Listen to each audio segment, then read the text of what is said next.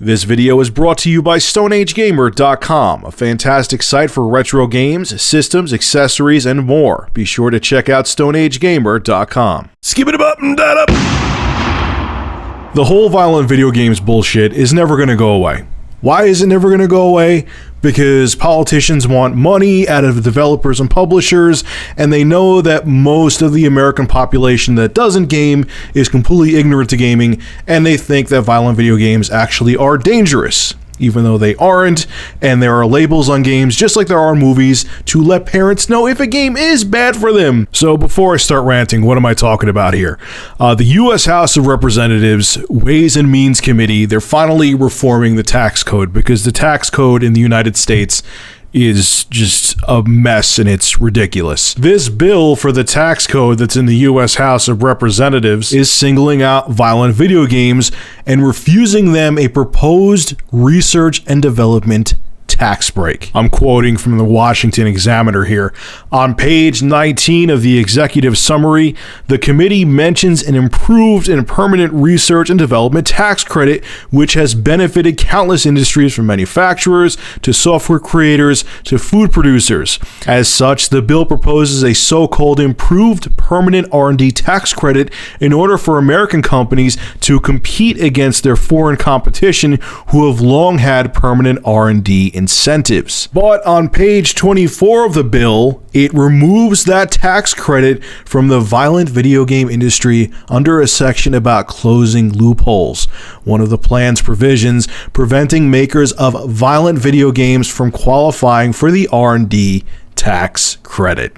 Lovely. Now, I actually do have people who are naysayers, who are against violent video games, or even if they like violent video games, they always come at me and say, "Hey, Rich, there isn't that much research, though. Maybe there is an issue with violent video games," which the first thing I always say is, right on the box of every damn game, there is an ESRB rating. So if a parent is going out there and buying their kid a game that is rated M for mature, and he is seeing people getting crowbars bashed into their skulls, and he's seeing boobs, you blame the parents. I have an 11-year-old brother. With the blessing of my parents, I bought him Left 4 Dead, which is an M-rated game. That is my responsibility, not the game developers or publishers. But beyond that, there has been studies. Actually, right before the holidays, I did a news story on this, but I'll talk about it again. There was a study published by the British Medical Journal, and they did a decade-long study of over 11,000 kids in the UK, and they found zero, zilch, dick, jack shit association between playing video games from as young as 5 and no mood or behavioral problems later in life. 11,000 kids, 10-year study. What else do you fucking need? But it isn't about that. They don't give a shit really about violent video games. This is politics. If you're into politics, I'm into politics. I try to keep abreast. I just felt like saying breast, but I try to keep abreast of what's going on with politics around the world and the United States and current events. And this, you know what it is? It's an election year. And you know what they're going to do? They're going to try to get money out of the gaming industry. They want them to lobby them. Because here's what's going to happen. They're like, "Oh, wow, we're reforming the tax code. And those violent video games, even though we have no concrete evidence at all, and there's been studies done that show video games do jack shit to children, we're against violent video games. So we're going to put this provision in the tax code that doesn't let violent video game developers get a tax break. We're going to do this right now, video games industry. You should come and lobby to us and give us money for our campaigns.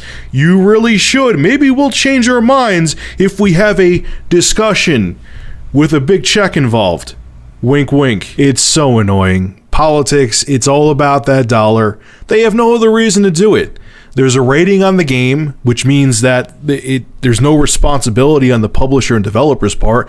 They rate the game letting the parents know There's no studies that the United States has done that at least have any concrete evidence that there's any negative effect on kids with video games.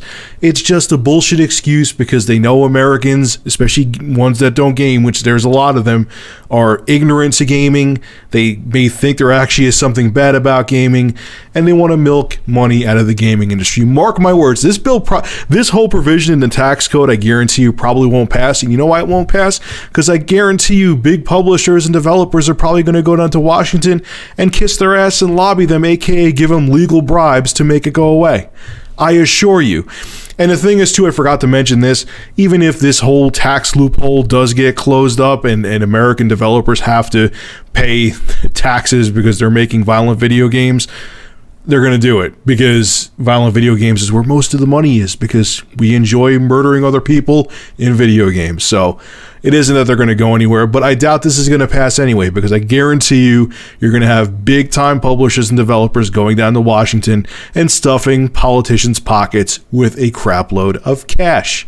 Period. All right, folks, make sure to rate, comment, favorite, and subscribe. And as always, thank you for supporting Review Tech USA. Have a good one.